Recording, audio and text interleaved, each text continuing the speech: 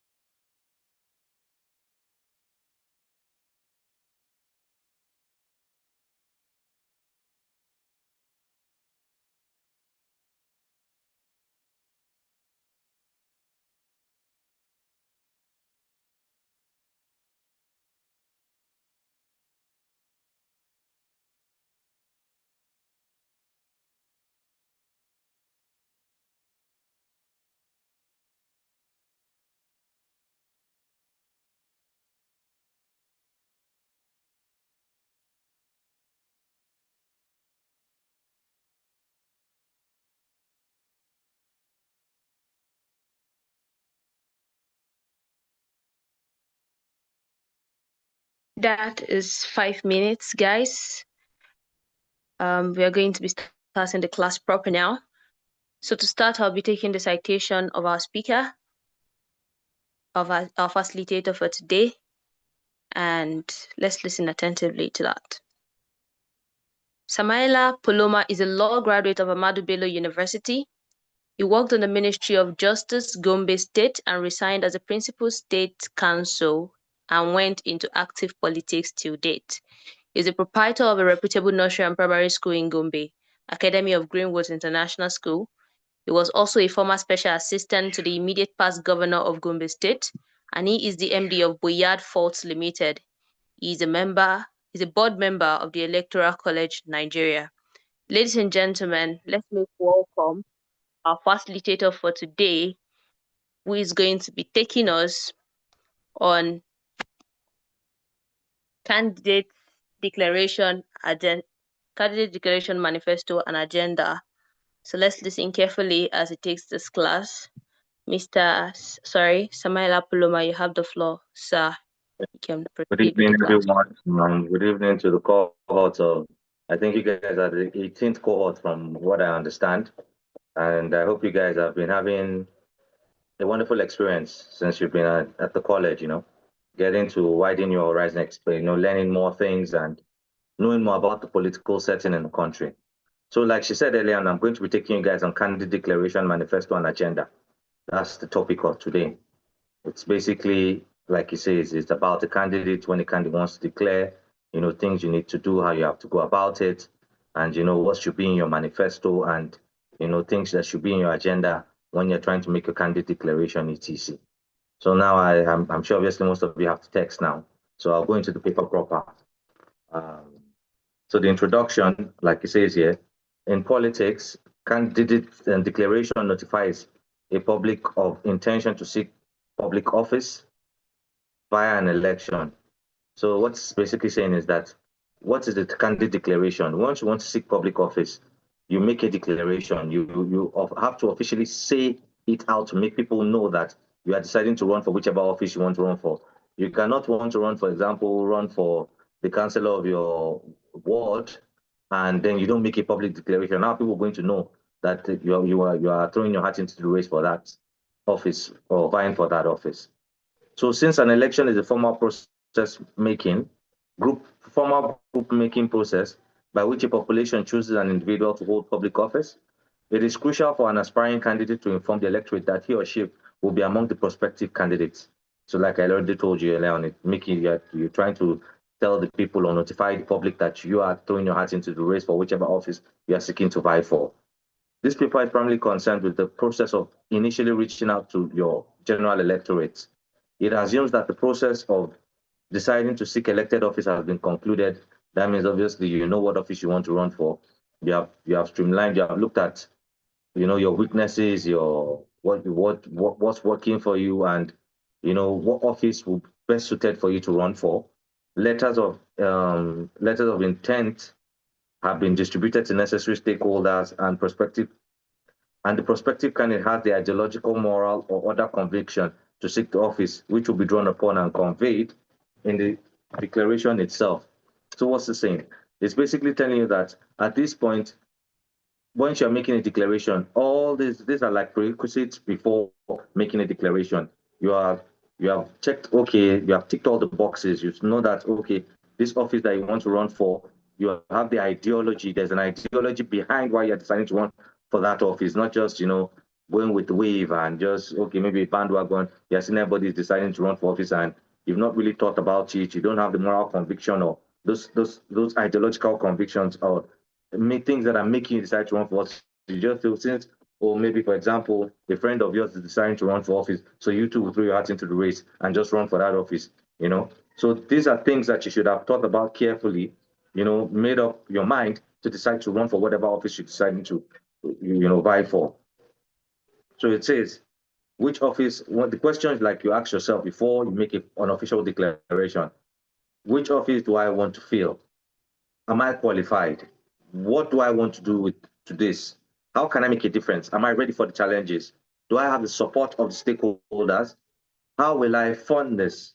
etc. must have been successfully answered by the candidate. So all these things, the candidate, you must think about, you should have a funding before you're declaring for office. You don't declare for office and then now start scrambling to say, okay, this is how I'm going to fund this. You must know that you have the legal qualifications. Well, we all know that with our by our constitution, it's basically SSC that is the bar, which is a lot of us are against that. I think it's about time they raise the bar.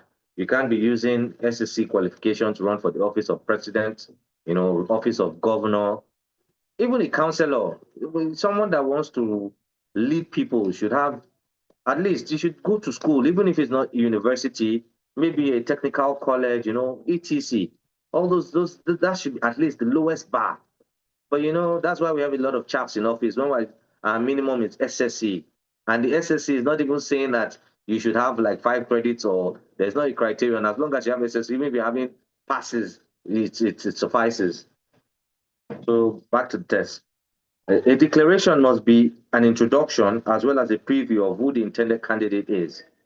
It introduces who you are, tells people who you are, what you've done, if you've worked before, your work experience, etc. What his or her political views are, what he or she hopes to bring to the sought out office, and how he will deliver on those goals. Now, I'm going to say something here. The political views issue, it's a question mark because in Nigeria right now, it seems like we don't have any political views. Everybody just it's a bandwagon. Today you're in APC. If you lose the ticket in APC, you jump to PDP. If you get the ticket there, it's fine. If you lose it, you jump to another party. So we don't particularly have political views, but I believe, with you guys coming up and having this education, being educated on politics in the country, I guess you guys will start to develop ideologies and what you stand for, etc. And hopefully, things will change. So these are the things that you should talk about when you're making a declaration. A statement must receive as wide as an audience within the constituency as possible. It must contain certain elements to be impactful. A declaration begins a political race in earnest and sets the tone for the rest of the campaign. A well-articulated, well-delivered, and well-viewed/attended declaration is invaluable. What's the saying? When you're making a declaration, you should make sure you get across to as many people as possible because the declaration is where your political race starts. The moment you make an official declaration, then you are in that race. And then at that point, it's like if the more people have access to your declaration, it's like setting the right foot in the race already. Because once there's more audience at your declaration, or even there's a buzz about your declaration, from there you begin to get supporters, or you get people on your team, people that feel, okay, I like this guy and I like what he's saying, and maybe I'll pitch my tent with him. So we're now going to the official declaration of what declaration is. Official definition. It's a self-explanatory word. It's a statement by an aspiring candidate by which he or she officially tells the world of his or her intention to contest for elective office. Traditionally, it involved reading a prepared text. In most advanced countries, and even in Nigeria today, in the past, we know how we used to make official declarations. You go and climb the podium, you have a written text for you, and it's still done. It's not like it's not still done. But now it's not that fora. Now you can be in your parlor, like right now, the way and we're having this lecture, and you know, tune to maybe Twitter or Facebook Live and make your official declaration. So now we have through media briefings, TV, social media, YouTube, Facebook, Twitter, Instagram. People make declarations through these forums now. It's not like the traditional way in the past where you have to go and climb on the podium or go to the market square and stand in the market square, with a loudspeaker, a microphone to make your official declaration. All these other forums now, you can use them to make a declaration when you're vying off for office. Now, they said, to bear in mind that a declaration has multiple audiences. That's something that is very, very, very vital.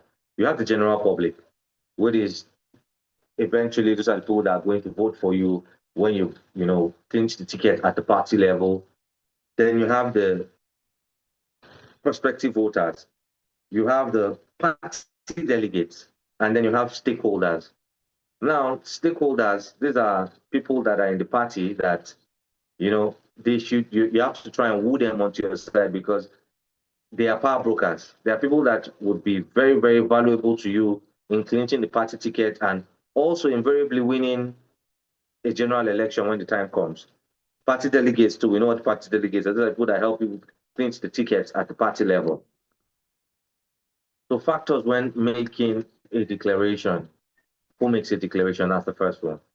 Any prospective candidate for any elected office, this could be within at the national level. We know the president is the one that makes a declaration when run for the office of president. And we also know, but I'm sure most of you know that the vice presidential candidates do not do any declaration because they are chosen after a presidential candidate has won the primaries, then he decides to pick his vice presidential candidates. So they are somewhat exempted from making official declarations to run for the office of vice president. Then at the state level, we have governors, we have senators, we have House of Rep members. Local government level / ward, we have chairman of local governments, we have state House of Assembly members, we have members, councillors. Political parties too, they are not exempted from people who make declarations.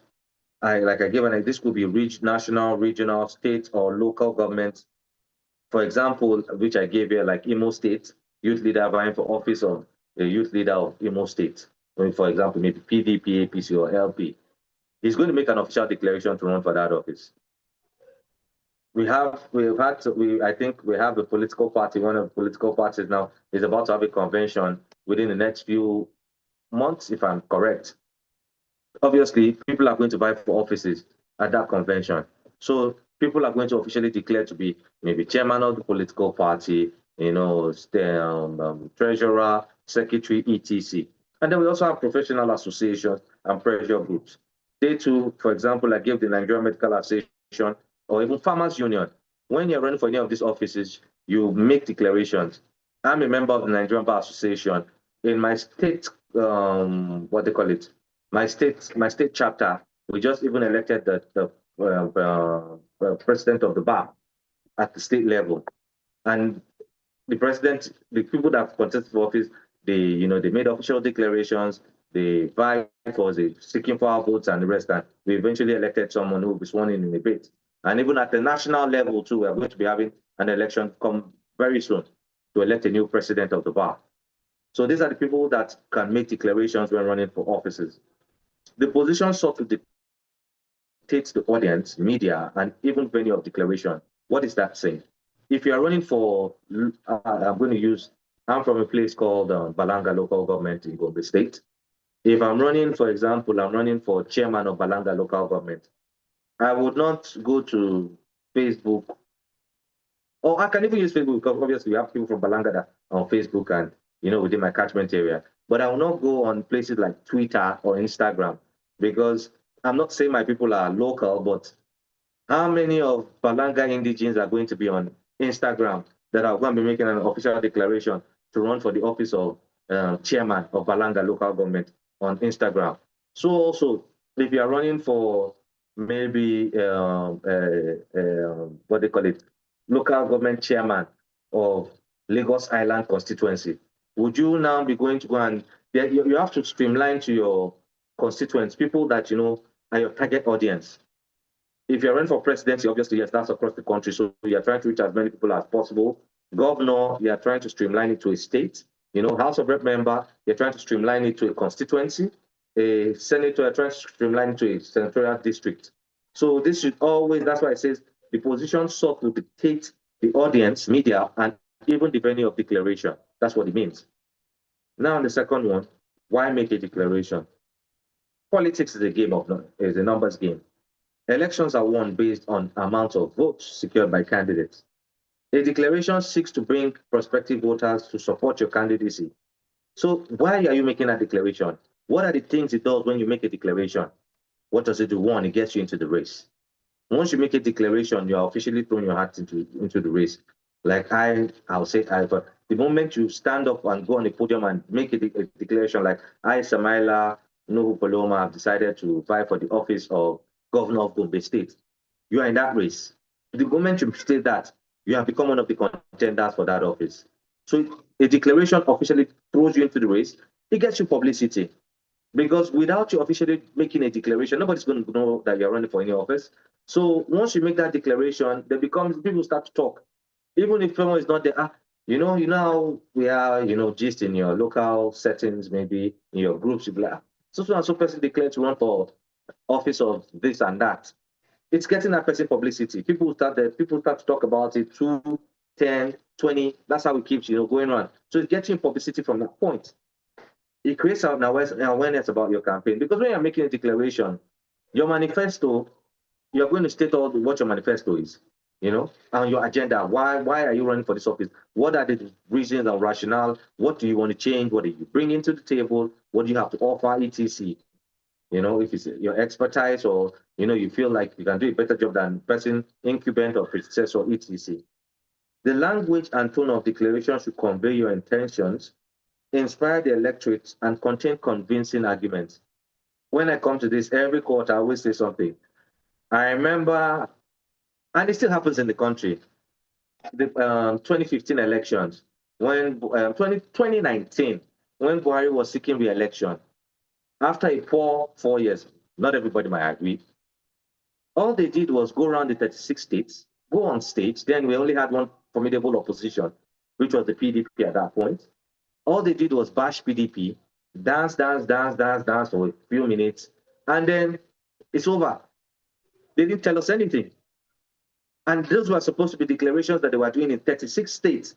And I know how gobsmacked I was when I was watching these things. And I'm like, is it that people, well, unfortunately, maybe poverty is also an added factor to why we can get away with a lot of nonsense. Because how would someone that is seeking re-election for another 4 years, he has not come to tell us anything. All they've done is they'll put music, dance with their brooms, everybody shaking and humping and jumping on the stage, and then they'll stand and say PDP ruined this country, PDP did this. What are you bringing to the table, or what have you done, and what do you want to build on? They didn't talk about that. So these are things that we should inculcate or put in our agendas and our manifestos and declarations when we are running for office. Now, the third one is what should I include in a declaration? Knowing your audience is key to writing a declaration. The demographics, social, economic, cultural, and religious dynamics must be carefully considered. You cannot be running for office, you have to be very, very, very, what's the word I have? You have to be very, very, very careful when running, especially in a multifaceted community like Nigeria, where we have Muslims, we have Christians, we have even traditional worshippers. We have Yorubas, we have Igbos, we have Hausas, and we're all mixed. That's the truth. We are mixed. A state might be predominantly Hausa or Fulani or Igbo, but then there are also Hausas. For example, I'll give you Anambra. There's a Hausa community there, and you'll be needing their votes if you're running for office. So you should always put that into consideration when running for office. Now, if you're running for presidency, when you go to Anambra, the things you talk to them in Anambra will be different from what you will go and say in Sokoto. So this is why it says, you should always be careful when when you're making a declaration, putting at the back of your mind, what am I talking to? What's the demographic of people I'm talking to right now? What should I say? I shouldn't say things that will rub off wrongly with them, or make them feel less of people, or rob them, just get them upset. So you should always put that at the back of your mind. An aspiring candidate must be able to connect with the electorate. What are the biggest challenges in the constituency, and what can I do about them? Connection is, I'm partly a politician, so we tend to think that because maybe you're in that cadre of politicians, because maybe you've run for office or you've held political office, you feel like the electorate, you shouldn't blend with them, which is wrong. You're not superior to them. You're supposed to come. It's in Nigeria that the politician or the office holder is the boss. You're not the boss. You're actually the servant. So there should be a connection. You should try and connect with your electorate. They should try and feel like you're one of them. You shouldn't make them feel. You shouldn't be condescending or make them feel like they are less of human beings. These are things that we need to inculcate in our politicking in this country, which is why why in a mess basically. because we don't inculcate all these things. And I hope, guys come in, begin to inculcate all this. It's not easy, but, if 10, 20 people do it, and that 10, 20 people do it, it's going to change the narrative. And I like that your generation, you guys are more politically aware, and, you guys don't just you don't just sit down and if someone says it's A and you just listen it's A. You want to understand why it's A or why it's not A. These are the kind of things you should put into consideration. So back to the text. As stated earlier, a declaration is a statement of intent. This must be a typed document. It must contain, but it's not limited to the following: a brief autobiography of who are you, a brief educational background, if you have any working experience, etc. You can put all that in there. The office sought for, what are you running for? Are you running for House of Reps? Are you running for senator, governor, local government chairman, etc.? The reasons why the candidate is seeking that office. You must have reasons why. You cannot just run for office and you don't have a reason why. There must be something something that has convinced you to run for that office. You saw something and you felt, you know what, I can't take this anymore. I think I should change this. There should be a conviction, a reason, a rationale why you're seeking that said office, which should be stated. This is in your declaration document and manifesto. An appraisal of the past, current developments of the respective, is it constituency of state, etc. You should always do that. Where are you coming from? In the last 10 years, what have you guys, if you're running for governor of your state, what has the state achieved? Now, going forward, if you do get to office, what are your plans? What do you want to achieve? And aspirations and goals, solicitation of support. You must seek support. Despite making a declaration, you should also seek in that declaration, solicit for support and a commitment/promise. Yes, I know that Nigeria, politicians make all sorts of promises, and when they get into office, they just chuck them aside and forget about it. So these are things we should always put into consideration. So these are things we should put into consideration when having when making a declaration. Note that this declaration is intended for a wider audience. The language used must be motivational but simple, straightforward but memorable. Now, this is something I'll explain to you. Targeted statements for specific audiences within the broader constituency can be made in course of the campaign. What is that saying? When you make, when you're making your declaration, there are certain groups that you're going to meet that there are certain things you're going to talk to them about. And there are certain other groups that you meet that there are certain things you won't talk to them about. Now, I'll give you an example. When you're going to go and meet the market women, you will not start telling the market women that in the last 20 years, the GDP has gone from this to that. They don't want to hear. The market women wants a business with GDP. Our business is that tomato is costing 20 naira now. So how will you make it 10 naira for her so that, she can make a profit? So also, if you're going to go and meet accountants, now that is where you can now start giving them all this GDP story. And you cannot come and see lawyers, like a group of lawyers seeking their support and be talking about GDP. That doesn't concern them. What they want to hear about is the Constitution. We have been having arguments back and forth in the last forever about how the Constitution is flawed. Those are the kind of things they want you to talk about. So that's why it's saying targeted statements for specific audiences.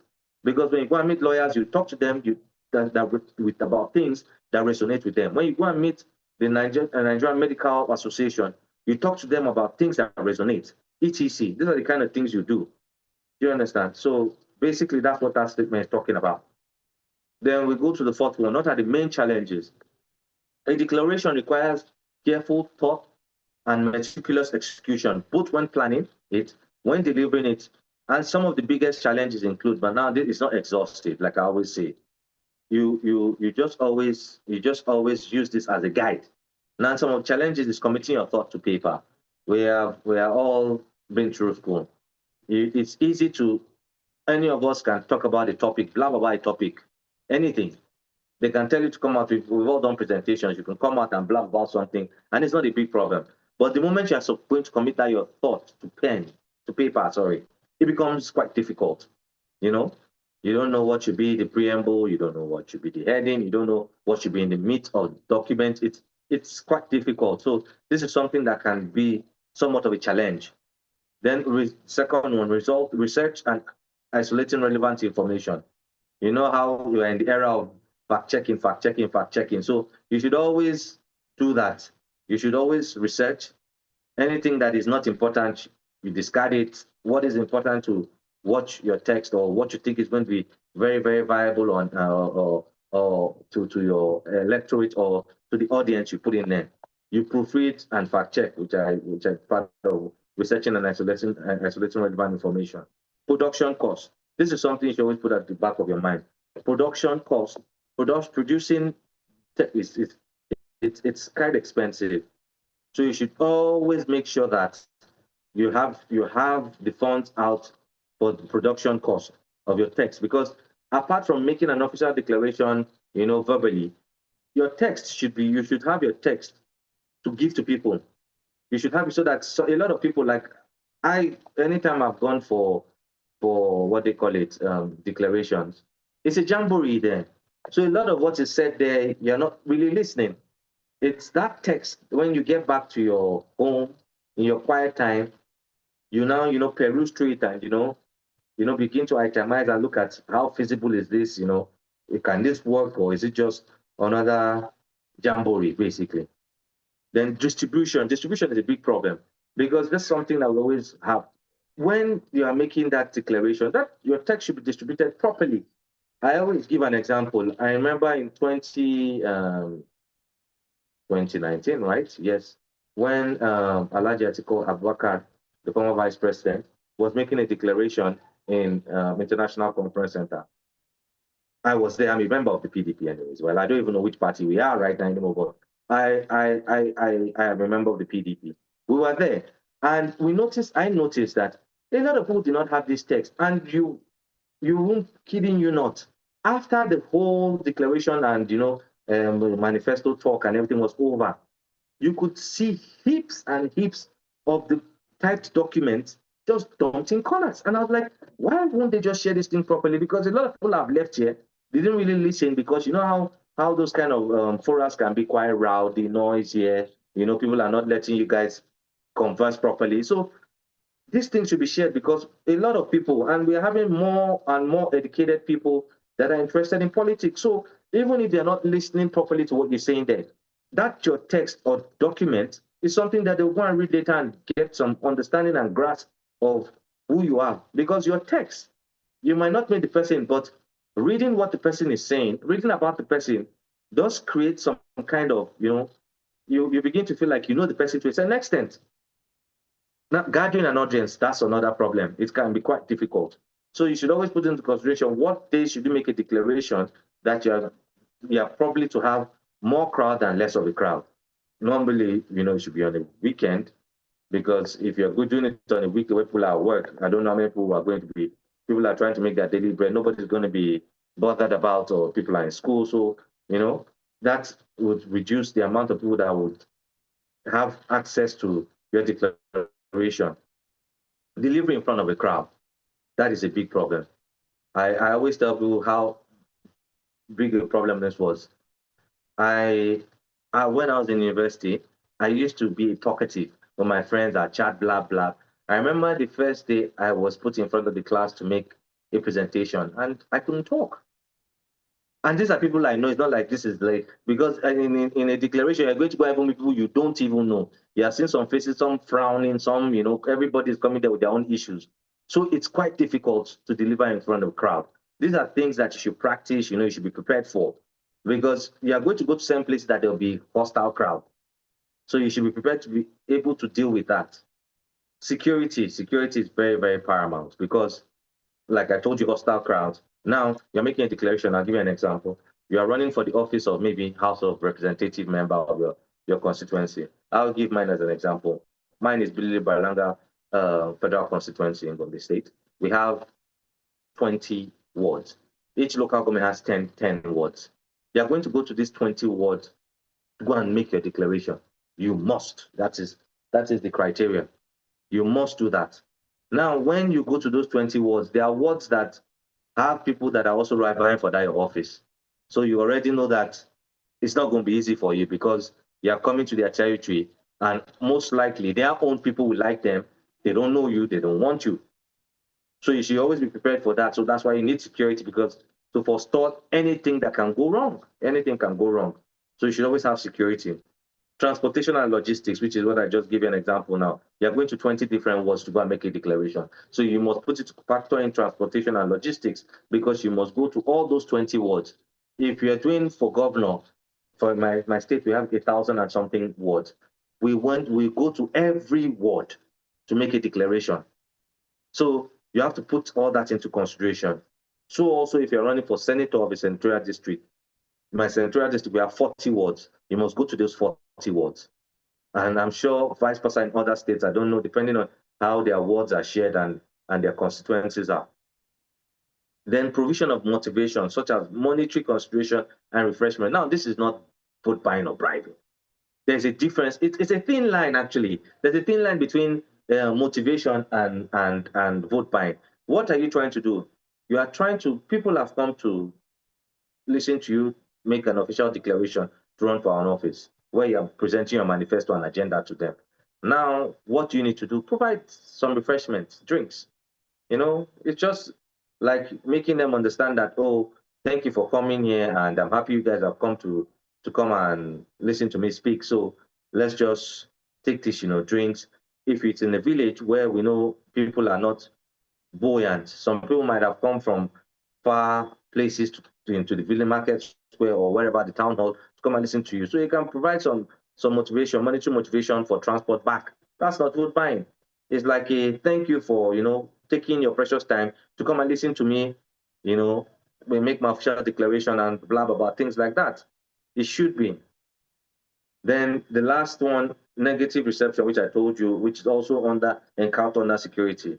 You should be prepared. People will heckle you. It will happen. There's some places that will boo you. So you should always have your crowd, because like what you do when you're making those tours, you should have your own chair, praise singers and all that. You should.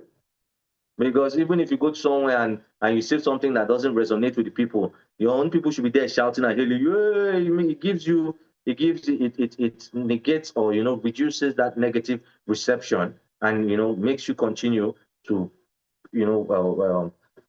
fulfill what you've come to do there. You should always put that into consideration. It is important to keep in mind that regardless of how prepared you are, there will be challenges and encumbrances, so be prepared mentally. Stay strong, be guided by your convictions and ambition. Now, the fifth one, which I talked about earlier on, where should I make that declaration about your manifesto and the rest and agenda? Depending on the office of which I gave you respective constituencies, declarations are made in the following arenas, national TV, state televisions, national radio, local radios, town hall, social media, etc. Note that one or some of all these may be used, and that you may have to repeat your declaration a number of times, which I've told you, depending on how many constituencies, how many wards or local governments you have, depending on the office you're running for. These things the key is to be consistent. You have to be consistent when you're making an official declaration. So then helpful tips when making a declaration. Try to choose a perfect day to make a declaration when activity is reduced, such as over the weekends or during public holidays. Don't announce your campaign before you have a campaign budget and strategy in place. I think you guys are you're supposed to have a class, I'm not sure, but I think there's a class about campaign budgeting. So those are things that will also elucidate more on what I've talked about here, because you must have that before you make your campaign. You can't make your campaign then now start struggling to get, and even that your budget that you're making, a lot of times you're going to outspend it. But at least it's just a guide. It's something that keeps you within some perimeters of how to navigate. Test your theme and messages before you declare. It is important, the important issues you wish to address, your action plan and your political philosophy. What is that saying? Before you go and do your text or put it on a document, you should have a conversation with people You should talk about the things, let them hear what you have to say and see whether what you're saying makes a lot of sense. You should have people play the devil's advocate for you on your theme, on the things you're putting into your manifesto and agenda. They should critique. You should have proper critique on all those kind of things. Select the most ideal location to announce bearing your target audience in mind. I explained a bit of that earlier on in the text, where I told you if you're running for local government chairman, I don't see the reason why you should start going to go and make a declaration to an audience that doesn't really bother you. You go and start using, for example, a national TV station.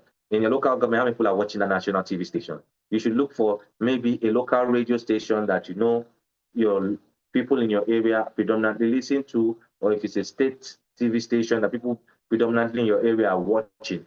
You don't understand? So also if you're running for, senator, etc., be punctual, arrive and set up on time. A lot of people don't understand this thing.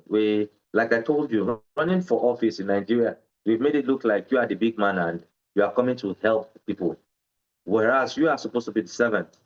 So ideally, when you're making a declaration, people should not just, you shouldn't leave people for hours standing there in the sun or sitting down, bored to death. You should be there on time. You should be punctual. Ideally, you should even be there before they come, so that once the ball is filled, you shoot and you achieve what you want to do. It shows a mark of seriousness. So in my own opinion, I don't know whether most Nigerians believe in this. That's my own opinion on this issue. You should have your own photographer, camera crew. You will need records, especially for traditional and social media use. Make sure you have some supporters present as moral boosters, which is what I told you when you're dealing with things like hostile crowds, etc. It is important to always inform the power base prior to your declaration and announcement, even though most will probably not attend. Now, wow, who are these power brokers? Party leaders, major stakeholders, and organizations. Why am I saying this? In Nigeria, unfortunately, we still play, we like call it traditional politicking. And it's not even traditional, because even in other countries, they do it. In all honesty, you must go and make the power base, talk to them, sound them out that I want to run for this office, hear what they have to say, even if they will not come to your official declaration. But you need that green light, because if you don't get that green light, it becomes a problem eventually when you make your official declaration and stomach, they'll be like, who is this one? You've not even come to talk to us, and you think that you can just throw your hat in the race and it's just going to be easy breezy. It won't work that way. Focus on issues and not your prospective opponent shortcomings. The incubate etc. I gave you an example where what they did in 20 Buhari was trying to run for 2019, where they were just dancing, bashing PDP. PDP had left office 4 years before that, but yet we are still talking about PDP. And in that 4 years, all they did was tank the economy. Tank it. That's what they did. Whether anybody wants to accept that or not, the APC from 2015 to 2019 tanked our economy. They shut down this, shut down that, shut down this, just doing things that have set us back, that have put us in dire straits right now. You understand? So some might agree with which I told you, but I believe when holding a town hall meeting, there should be little motivation for those who attend such occasions. And then finally, the conclusion. A lot of aspiring aspirants have not realized, or in fact, tend to ignore the importance of a declaration. It is a very pivotal part of any successful campaign. There is a lot of planning which goes on before a declaration. Sometimes it takes years to develop. The most important thing is to end up with something that is well executed to captivate those whose votes you seek to win, but you must stay true to who you are. Remembering that a declaration is the instrument that launches your campaign. It is what those who you hope will vote for you will latch onto, used to assess you and compare you to rival candidates. If your campaign is successful, it will be used to rate your performance in a re-election bid or any subsequent campaigns. It cannot be overstated how important it is to get this right. So thank you. We've come to the end of the text, and I guess I'll be open for questions now.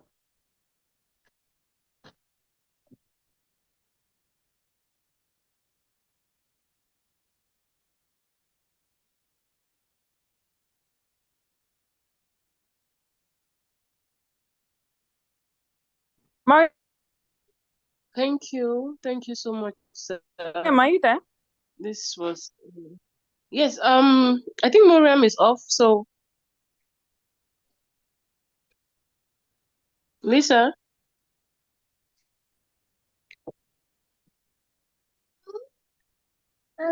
Hello, Lisa? Yeah, just come ahead, please. Okay, yeah, I'm here.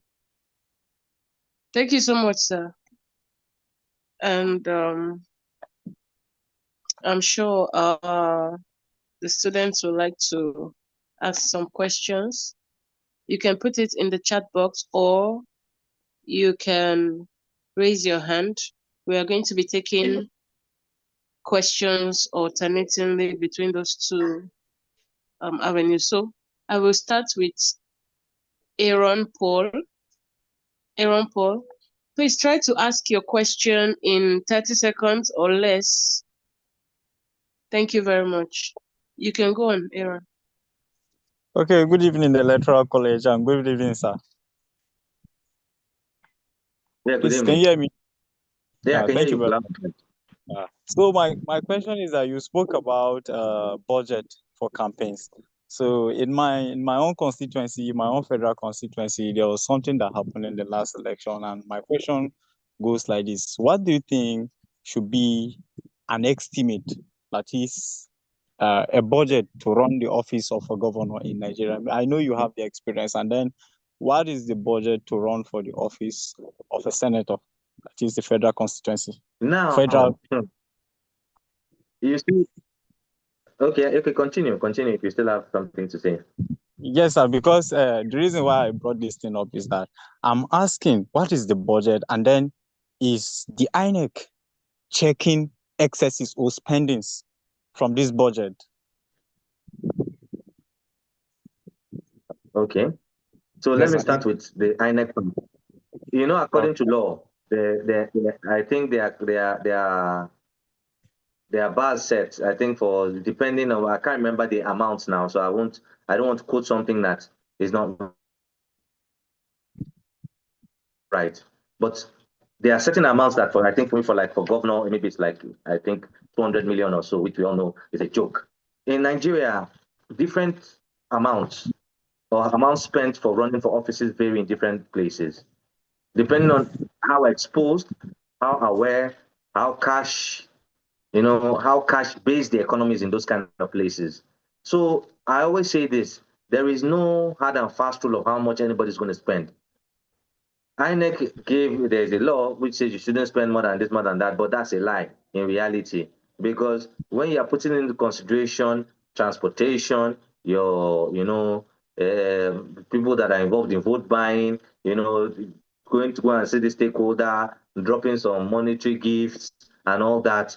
So it's a lot. Now I will give you a classic case in a state, my state right now, to run for the office of governor. Unfortunately, if you don't have anything less than 7 billion, you're a joker. That's the truth. Now, in some other states, like a place like Lagos, you'll be hearing things, funds going maybe even to 15 billion. And that's the truth. But according to the law, you're not even supposed to spend, I think, even 1/10 of that. So you see, it varies, and especially with the way the country has become now, that elections now are just a cash and carry business. People don't really care. They're just looking, okay, these people, when they come in, they are the same old kind of people, and then let me just go and see what I can get. So there's no hard and fast rule, and I don't know whether it will change, whether it's going to reduce going forward, or whether it's going to, it's increase basically. Thank you. Thank you very much, sir. Please, my last question, sir. Okay. Okay, so we are talking about manifesto, and then we understand that money runs everything. So my last question is that, does that mean that politics in Nigeria is not a question of ideas? Well, now I would say this: in certain places, yes, maybe, but in certain places also, not really. Now I'll give you an example. I'm privy to a lot of political happenings in different states. Now I'll give you an example of a state like Benue State. Although now I heard they are grumbling about him, but the present governor of Ada, when he was running for office, I don't think he had those kind of monies to run for that office.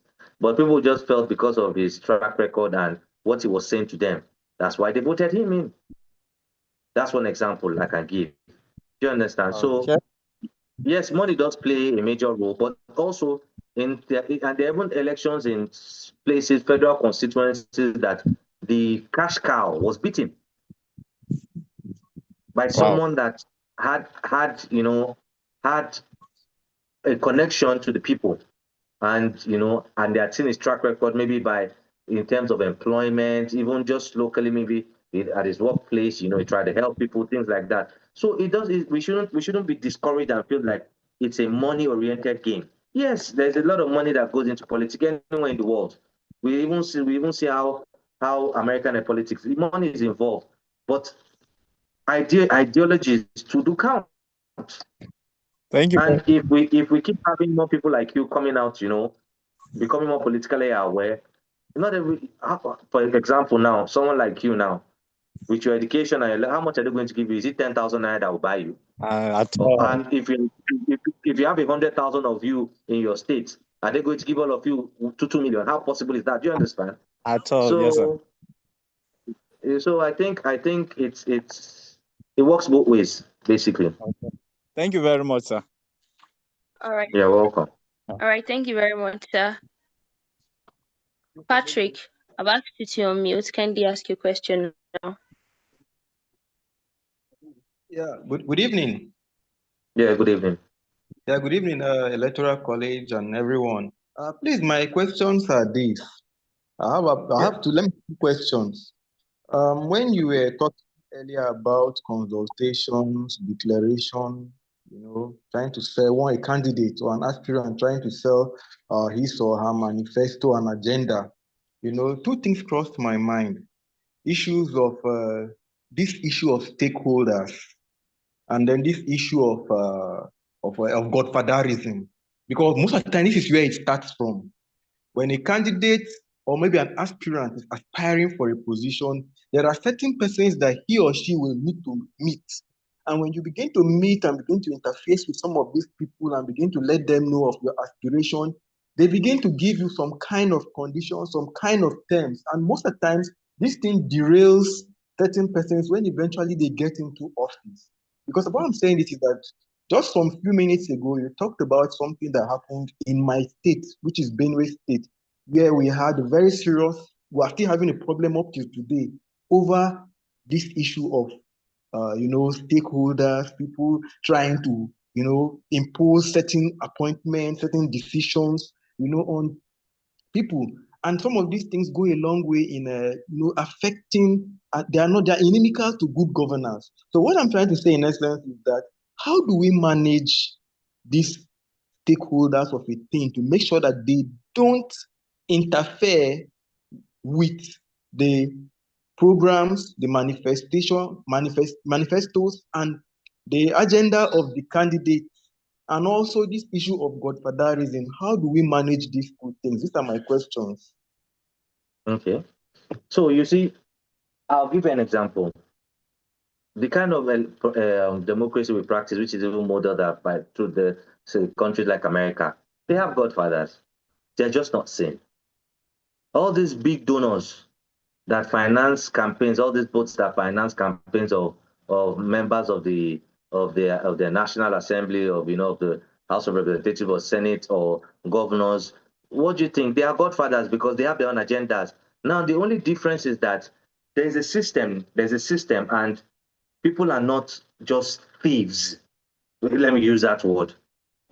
Our one is different in Nigeria that, okay, Godfather will now tell you that in the budget of 7 billion, he wants to be collecting 2 billion. How can you want to collect 2 billion out of 7 billion? Because you are putting me there or you're helping me get there. Everybody, all these godfathers or all these big donors and international companies, they have their own agendas. Maybe it's like policies. That is basically on policies that help their companies, make raking more billions, but not policies that totally derail the country. Now in Nigeria, ours is still crude. Our democracy is how many years now? So we are still growing. And I believe as time goes on, we will evolve whereby the chokehold of godfatherism and all these stakeholders would reduce. And it's reducing more and more. We can see that so many times when a lot of people get into office, like your states, which I'm giving as which you give as an example, you see the political intermingling that is going on between FADA and the SGF, the back and forth, because FADA is trying to wriggle out of the chokehold of, and I don't want to say the SGF is a chokehold on him, but they are having their back and forth because one person is trying to, depart from just being controlled. And unfortunately, we are wired in a system that these people play a major role. So it's going to be a systematic way, of sidestepping them or sidelining them. There's no hard and fast rule or trick to it. It's just going to be a gradual thing. That's the truth. All right, thank you very much, sir. Zainab Abdul Fattah asked you to unmute. Kindly ask your question. Finish answering my question. Them. Somebody okay. No, I conversation. They were talking about parts. I didn't hear that. So that was why I asked, because he talked about consultation. So that's why I told him that we were talking about consultation, which crossed my mind.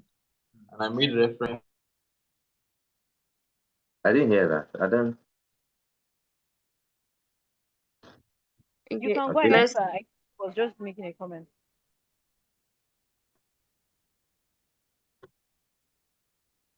All right, Zainab Abdul Fattah, you can ask your question now. All right, thank you very much. Good evening, sir.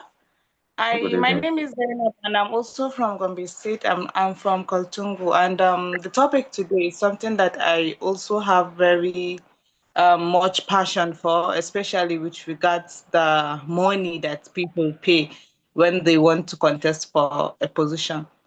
So here in Gombe State, I have had a lot of things, and you have clarified some things, especially with regards to the money that somebody is going to spend.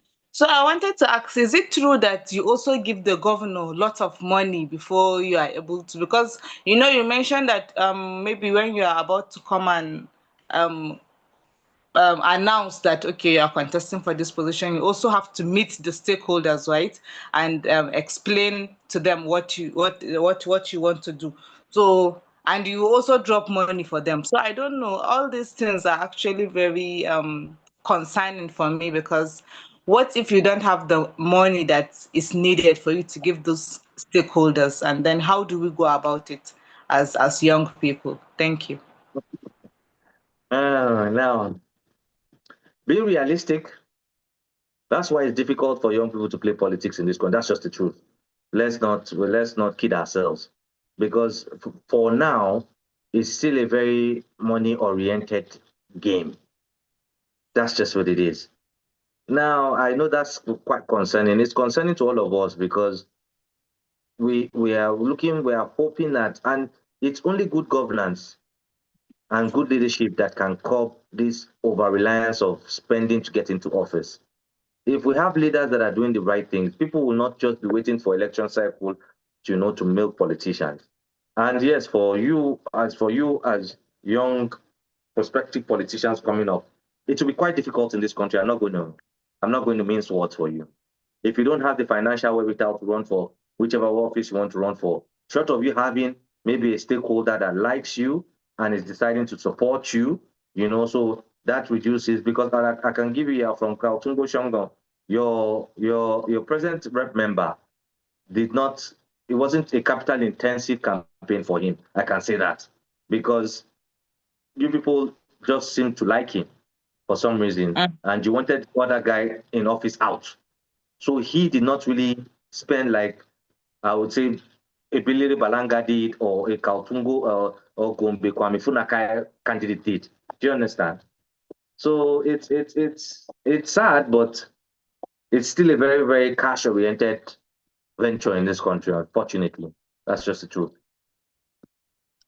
All right, thank you very much, sir. This question is from the chat box by NS. He's asking, Nigerian politician and bashing is like an ideology. They play the good guys to win. How does that affect the locals who don't have enough resources to fact check? And how do we curb the brainwash in political manifestos? At all. You see, like I told you now, if you're going to go and when you're making your when you're declaring, like if we are going to example like where I'm from Balanga, I would talk to them about things that resonate with them. I would talk to them about things like the Balanga Dam, or irrigation, which helps in farming and all those kind of things. So I don't really know how they will brainwash the constituents, because that is what bothers them most. You cannot start talking about abstract things that don't really affect them. Do you understand? And that is why also I think we have a lot of NGOs or which have refused to come to the north, really very come in north, because I know there are a lot of where they do all this kind of they host all this kind of voter education courses where they try to make people aware of the things they should look out for and what they want from their prospective politicians, which we have very less of that in the north. Unfortunately, the south is more educated than us and they're more aware than we are. So it's more difficult to to bamboozle people or lie to them about things. But I guess voter awareness and education play a major role in helping enlighten the populace on how to deal with politicians, that want to come and lie to them or just take them for a ride, basically. All right. Also from the chat box by Enoch Bagudu is asking, despite the INEC campaign against the negative effect of financial inducement by political parties, these issues are recurring in virtually every elections in Nigeria. What can we do to control this excessive of endorsements during elections? Now, like I told the person that asked this question earlier on, the first step is good leadership. Why? The moment the Nigerians are not, we we became money hungry because of hunger, bad leadership, and how you see, for example, you see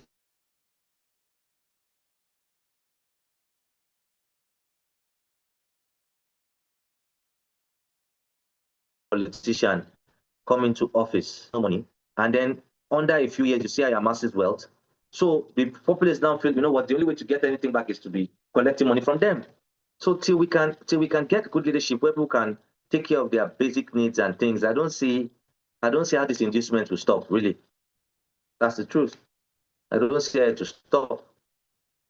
Because some people know that all your need when someone is hungry, if he gets a 5K, at least you can buy what is it, one or two noodles of rice, buy spaghetti and all that stuff. So till we reduce the level of poverty, and unfortunately, something that has happened in this country is that our politicians are wicked.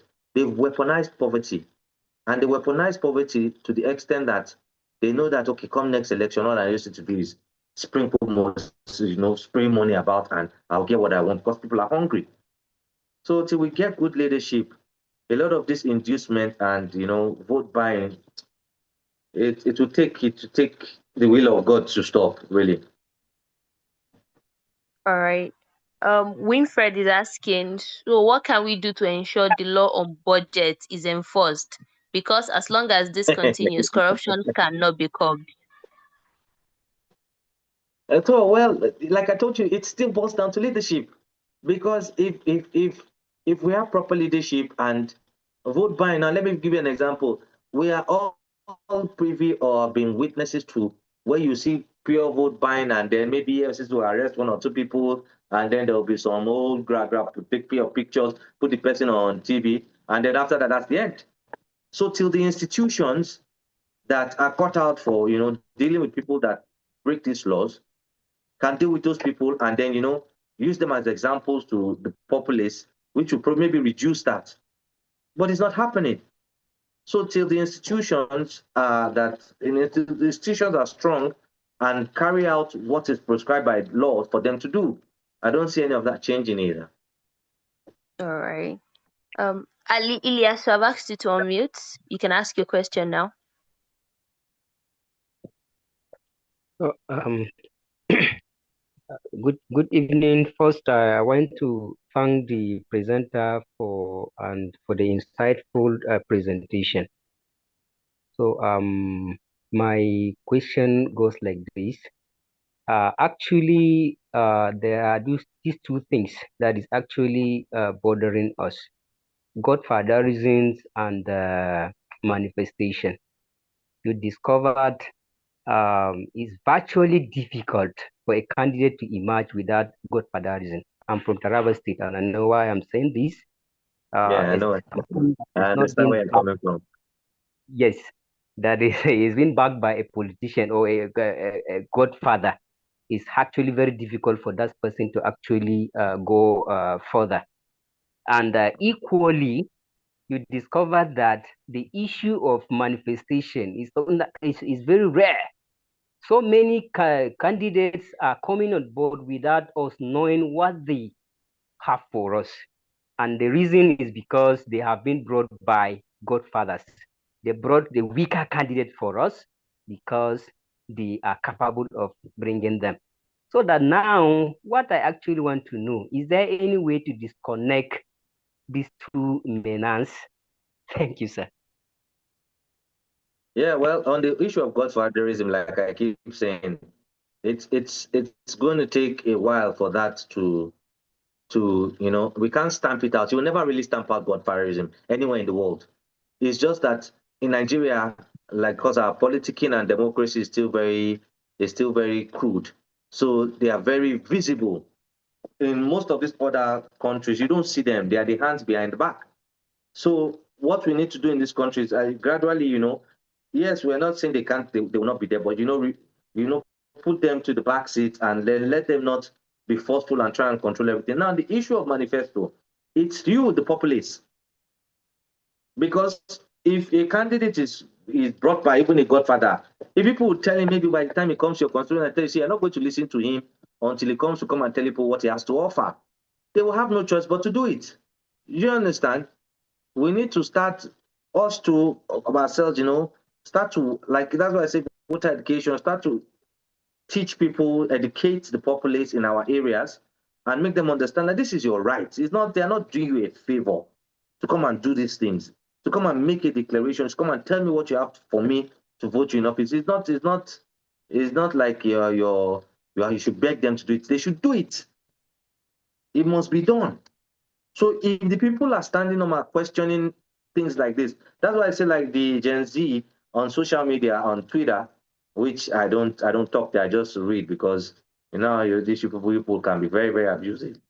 They demand a lot, which is good. I like that. I like the fact that if older person can just come and tell the Gen Z, hey, 1 + 1 is 2, they'll be asking you why.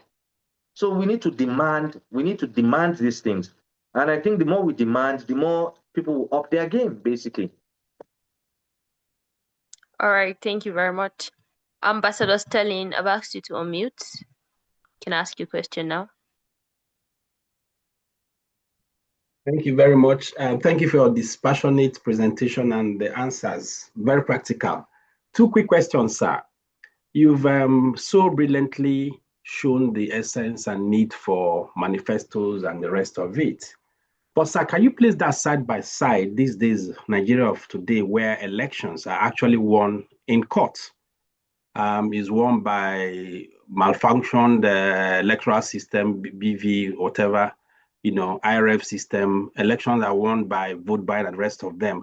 Can you place that side by side with all of what you've talked about, and what hope that has? And secondly, sir, we also see that manifestos are opportunities for candidates to sell themselves, and a lot of times they speak brilliantly, beautiful promises. And when it's, election is over, they now occupy those positions. Unfortunately, a lot of the things they talk about in the manifestos don't actually come to be. They don't execute them. I know it's easy to say recall. We know it's almost impossible in Nigeria, so let's not even look at recall. But so what can we do when people promise and don't deliver? I'm not even talking about under delivering. They don't even deliver. And even how do we deal with that? Thank you, sir. Okay, now I'll take a question. I'll answer it from the first to the second one about dealing with people that come and make the promises and don't keep to their promises. One, if every politician that came and gave us failed promises, we chucked them out of office, believe you me, people will change. That's the truth. But in Nigeria, we have a way of still, what's the word? We are telling them thank you for a dismal performance, and they go back to office. And this is out of the way. I always say this thing to people. People that say, oh, they rig this election, you only rig when you're popular. If you don't have popularity, you can't rig. And if more of you come out to vote against a candidate that you don't want in, short of it being maybe he now tries to use brute force, he will lose. That's the truth. You know, that's one thing. That's one thing why people are always saying, like the Northerners are political animals. Why? Because once the Northerners refuse, say they don't want you anymore, wallahi, say that you will kill everybody. Oh, gaskiya. They will chuck you out of that office. That's the truth. So on that issue, anybody that comes and doesn't fulfill his promises, you put them out of the office. You mobilize and keep them out of office. Now, on the first question, where you're talking about court cases, I'm a lawyer, so there are certain things I can't say. If maybe we're having a chat, I could have said certain things. But we just hope the system improves. That's just the truth. You know, maybe, and still at the end of the day, our institutions cannot carry out their proper jobs. Why? Because the system is a mess. So to have good leadership that is going to come and correct the system, then the institutions can do what they are there to do. Thank you. I hope that's answered your question. All right, thank you very much. Mobaladi Okonlawon, I've asked you to unmute. You can go ahead now to ask your question. Thank you. Good afternoon, Mr. Poloma. I'm Obolaji.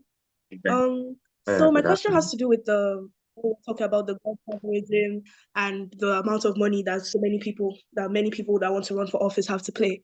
So my question is, do you think it would be plausible for the Nigerian government to take some of the cost burdens of people going into elections? Because I believe that if the government is using its own money to support the people that are running for offices, then the screenings of the candidates will be more detailed and it will eliminate a lot of incapable candidates. Well, that's an interesting one. But how would the government do that? Now, let me ask you this question. We run a system whereby the government is run by either one political party. If the government is the one sponsoring candidates or using its money to run elections, then all the candidates will be all APC. Do you understand? Because yes, I understand. the government that is, yeah? You said something? Hello? Mobolaji, can you hear me? Oh, yes, I can hear you now. Yeah, I said so. I thought you said something. No, I didn't. My internet is just shaky. Yeah, the government taking, a chunk of spending, it won't work because then it will just be a dictatorship. They will just be putting people in office they want. If I'm the one spending the money to put people for candidates to run for office, you can be rest assured that from all the 36 states, all the 774 local governments, will just be APC all through.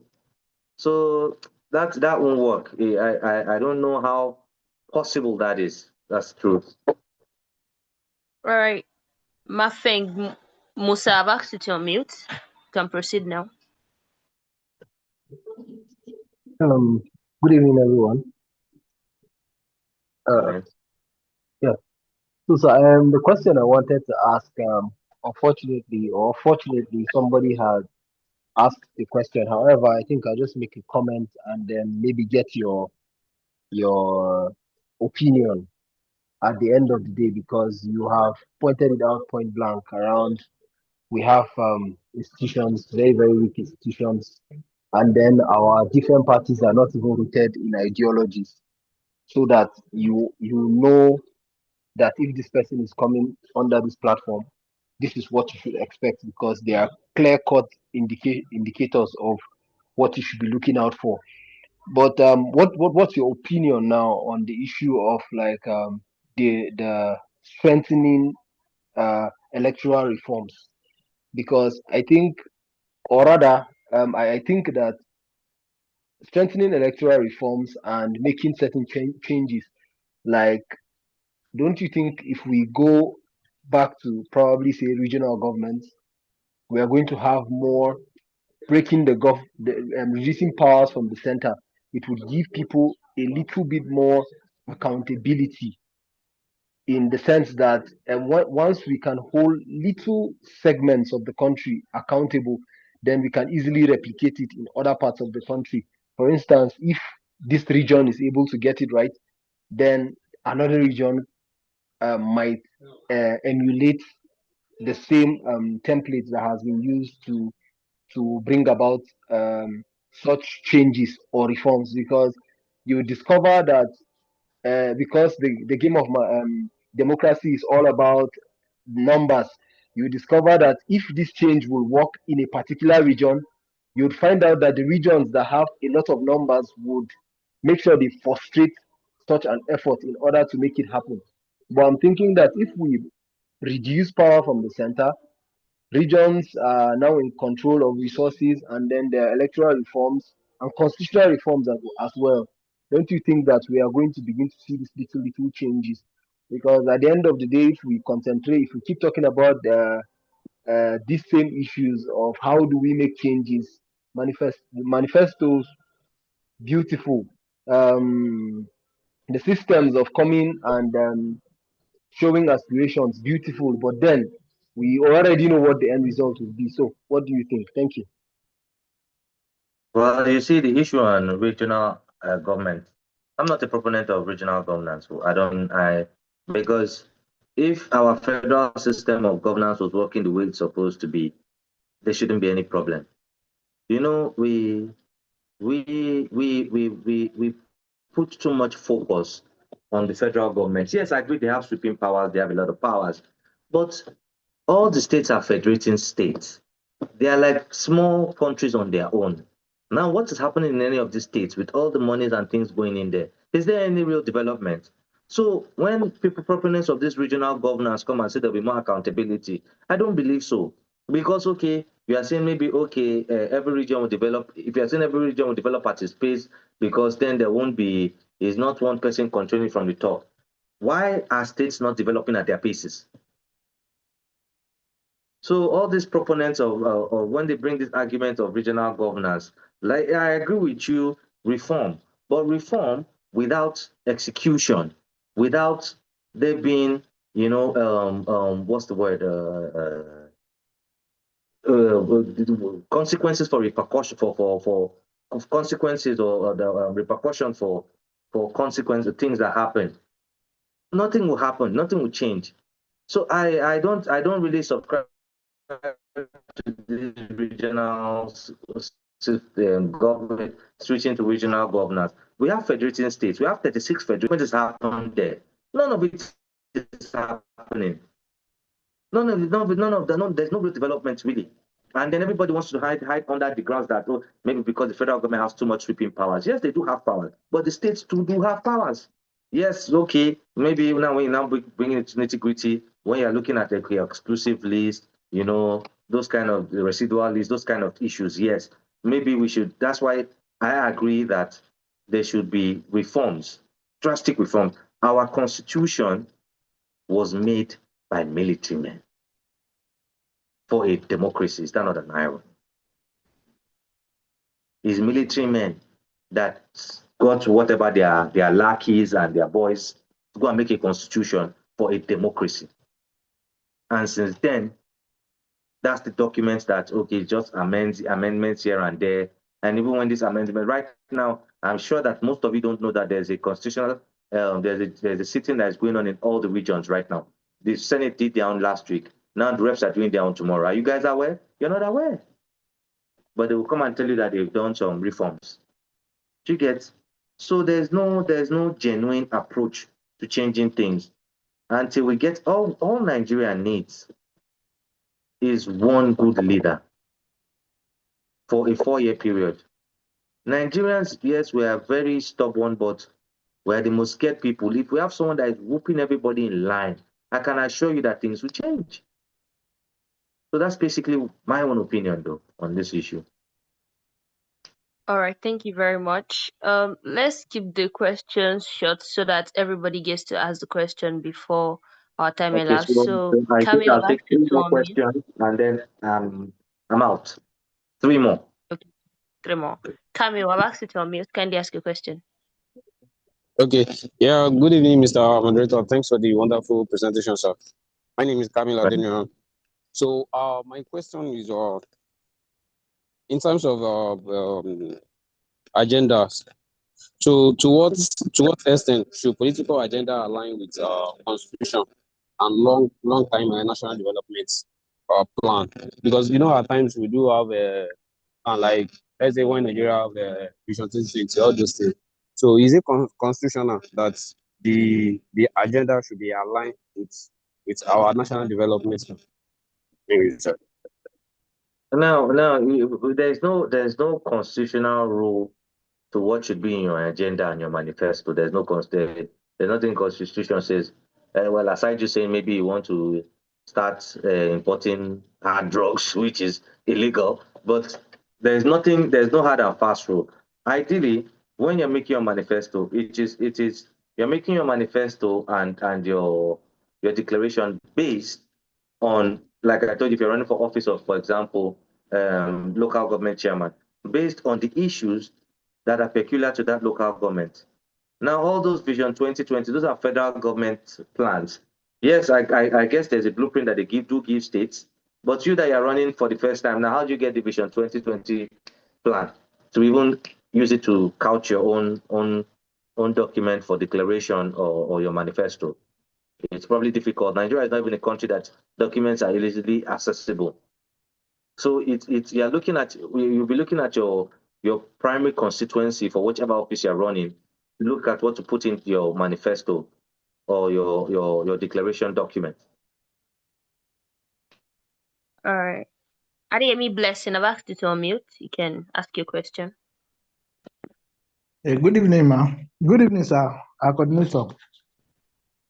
Now, my question is this in two forms. Though, firstly, one of my questions has been partially answered, but then I didn't want us to start making so much deliberation on the problem.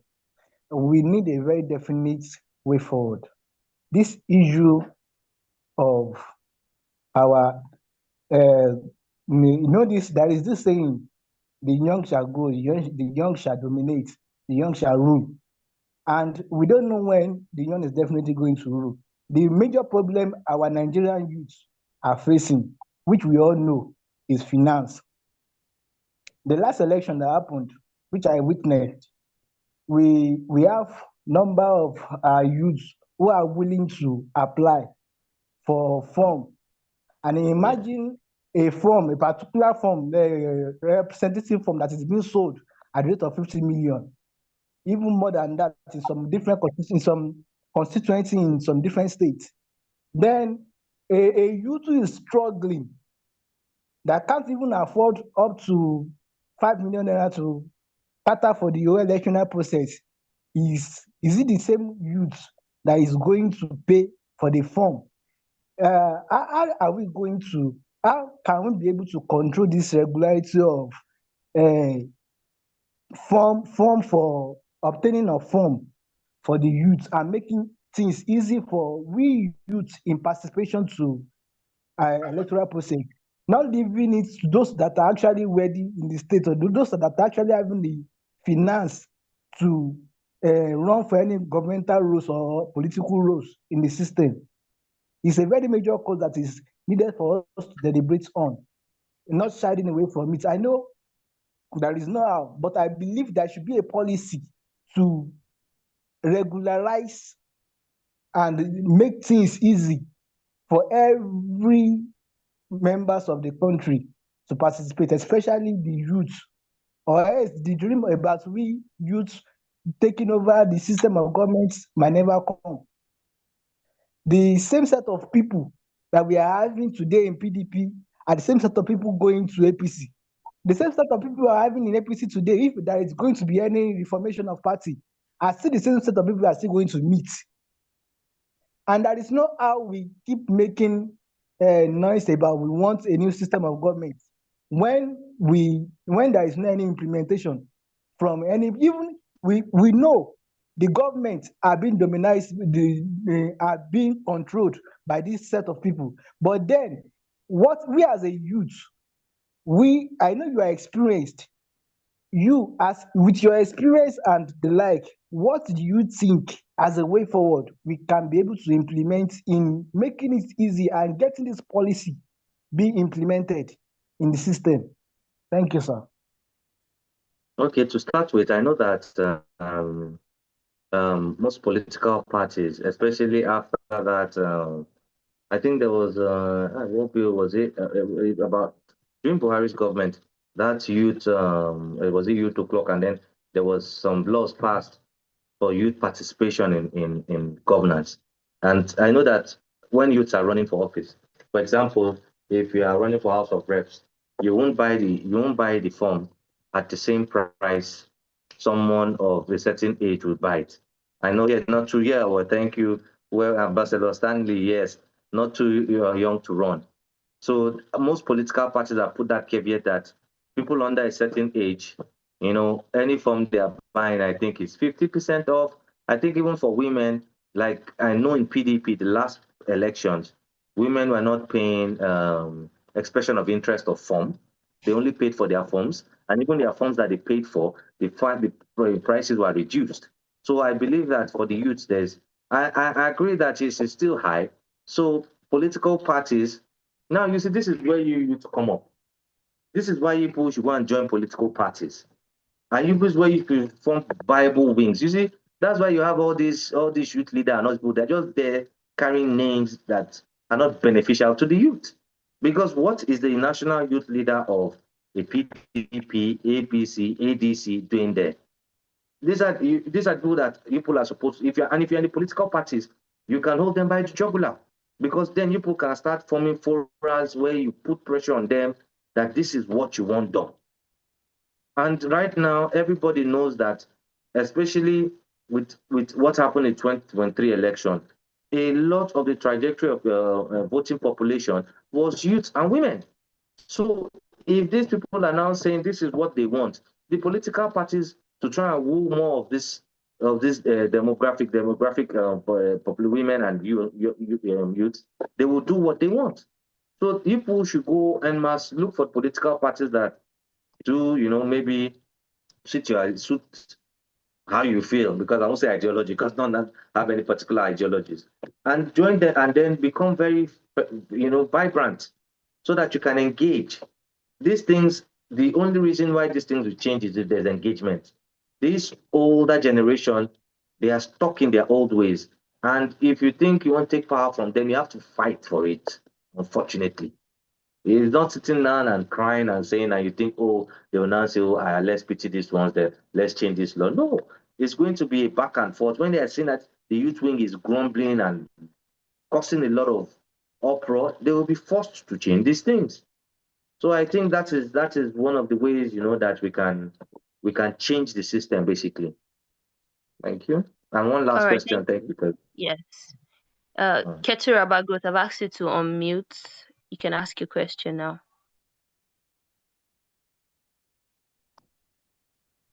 Hello, good evening. Yeah, good evening. Good evening. Thank you for this wonderful opportunity. So I have these questions to ask.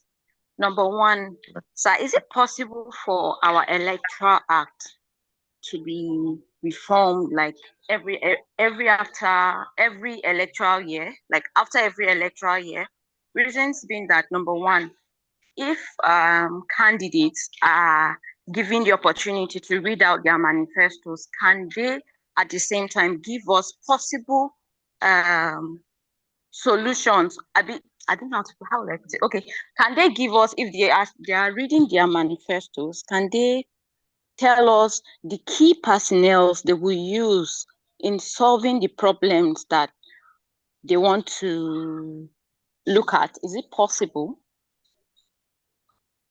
Yeah, well, reform. Okay, let me answer this. Reforms. The electoral act. You see, that's why you guys need to be more in line with what's going on. There is no year that there are not some amendments made to the electoral act. before the 2023 elections, the Electoral Act was amended. And I can assure you, probably before the 2027 election again, it will be amended. Some certain amendments will be made. Now, how effective are those amendments? That's another story for, that's a different story for another day. But generally, amendments are made. Now, if you're talking of personnel, well, I think Tinubu tried to do some of that when he went to Chatham House, where he took likes of Rufai, and when certain questions were thrown about certain sectors, he made certain people stand up to answer those questions, believing that those people are going to be people that will be put in those offices if he won. But some did make it, the rest is history, and some did not. So yes, I agree that especially for offices maybe like governor and presidency, if we were saying maybe the Electoral Act and the electoral law should make it a more interactive situation whereby it's not after making your declaration and all these things, you have situation panels where you are sitting now and they're taking sector by sector, and they pick your brain for hours extensively. Yes, if things like that are done, it will also shake the system. But will that happen? We don't know. All right. So Thank you very much, sir. It's really been an interesting class and very educative. I really appreciate you. Thank you for always, educating us here at the Electoral College. So I'll meet everybody to say thank you. And if there's any Before announcement, you we'll take that. before you mute everybody, is Samila still here? Yeah, I'm still here. My boss. My chairman Samila, thanks for doing this the 18th time. Please mute everybody.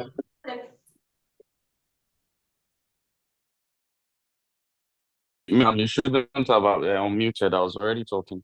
So Samila, of course, doing this the 18th time. Thank you so much, my brother. I was trying to catch you up while earlier in class, but I couldn't, and I had to catch you up now. So thank you very much, my chairman. And as our leader, you have to tell us what our next decision will be preceding 2027, sir. Samaila, okay, there's no more. We're still watching the situation on the ground, and right now it's still time for governance. So we'll give it another year. So we're waiting on your decision, sir. In which direction we should head, sir? Don't worry, you'll be communicated in due course. Yes, sir. I'll receive the order. Samuel, always great to have you, bro. Thanks so much. Cheers, bro. All right, you guys have a lovely weekend, and I hope you guys do enjoy the rest of the course. Have a lovely weekend. Good night, everybody. Thank you, sir. Good night.